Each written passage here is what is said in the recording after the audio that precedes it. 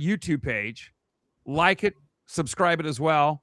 So I've got back with this Matt O'Hearn and, of course, Lindsay Randall. Matt, let me go with you. I'm going to talk some governor's race. I want to talk some politics here in Florida.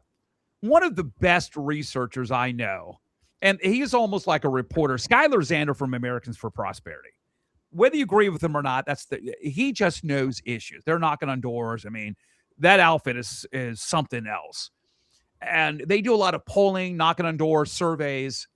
And I wonder if Republicans feel that the only way that, and it could be possible, that let's say on a nationwide level, the redistricting in some of these states might be the saving grace that they may hold on to it. Then again, the numbers kind of fluctuate. 1 month the Democrats are up, 1 month the Republicans. Who knows? The Democrats may win, may not be a big swing. I don't know yet. But all I know is that we've had 3 big special elections in Florida. And the ones that mattered, that shouldn't have mattered, Democrats won. Democrats won a Miami mayor's race that's been held by Republicans for 28 years. They won with the Trump-endorsed candidate down in Palm Beach County, very red. Democrats won that one. And then they won another one where the lieutenant governor won that race and won it by, 8 to 10 points. And yet the spin is by my party, it's a special election. Well, Republicans had won special elections when Biden was in and when Obama was in. We won those. Oh, I'm sorry. Was that an off year for Dem? No, it's about the issue. So Skyler was on the show, and I said, Skyler, kind of break this down.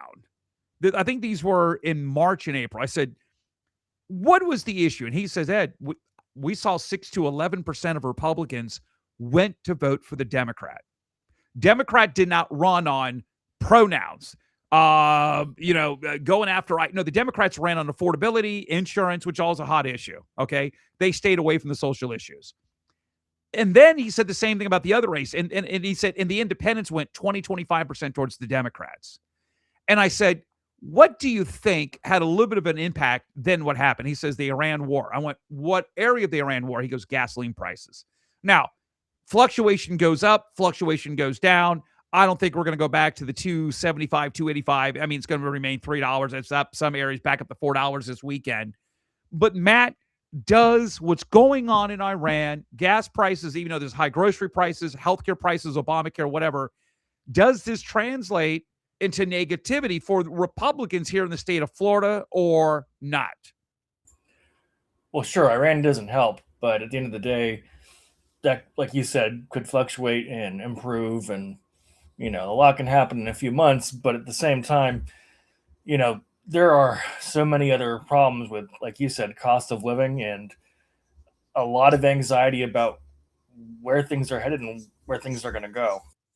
Lindsay, the property tax debate is interesting, but the property insurance debate is even worse when people are talking about affordability here in the state of Florida. And it's kind of an interesting argument. I am a free market conservative. The government has not really helped out.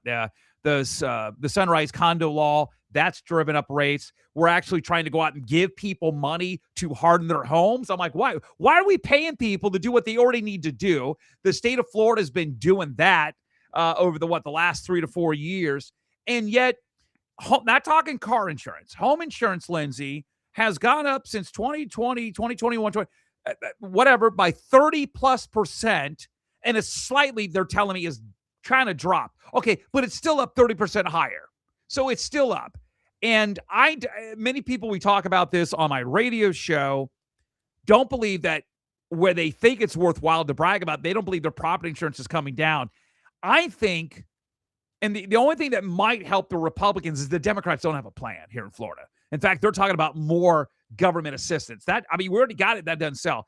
Lindsay, is it possible gas prices, Iran, affordability, high property insurance, are we just having the attitude that we are expecting to win, that no one's paying attention to that? Or is the attitude, well, it was worse under Democrats, so we're going to remind people how bad it was then? What is it, Lindsay? Well, I think it's probably a little combination of both, but I do think that the Republicans are kind of riding on the coattails of 2024. The fact that it was like slam dunk elections across the board for Republicans. And I think a lot of Republicans, unfortunately, especially at the federal level, not necessarily the state, I think they're more in touch with what's going on in their districts. But I think that a lot of folks in Washington, in the belly of the beast, are just out of touch. So I think that at the end of the day, it comes down to the economy and how people's pocketbooks are looking. And frankly, they're not good across the board. Families are really struggling. The gas price thing, you see it every single day when you drive around. You see that strain. I mean, it's right there in your face. And I think it's really bad for Republicans. And by the way, to Lindsay's point, when you look at the Fox News polling, the high cost of affordability is not gas price. That's like number 3.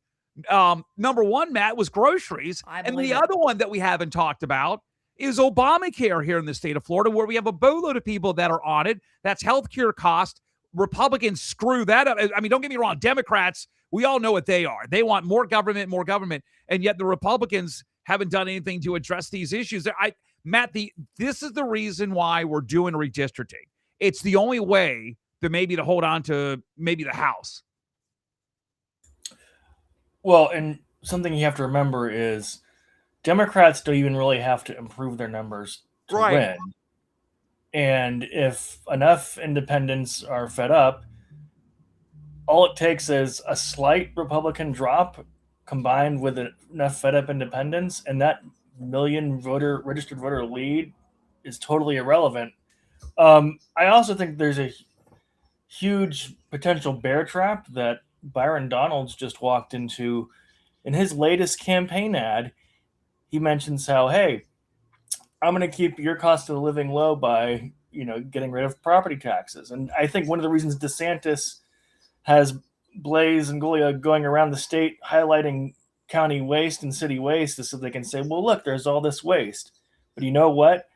So many of those coveted middle-class moms who have their kids in public schools are going to see for the next 5 months ads saying your kids' education funding is toast because if we get rid of these property taxes like Republicans want, they just walked into it. That's going to be and nothing gets middle-class suburban moms more fired up than seeing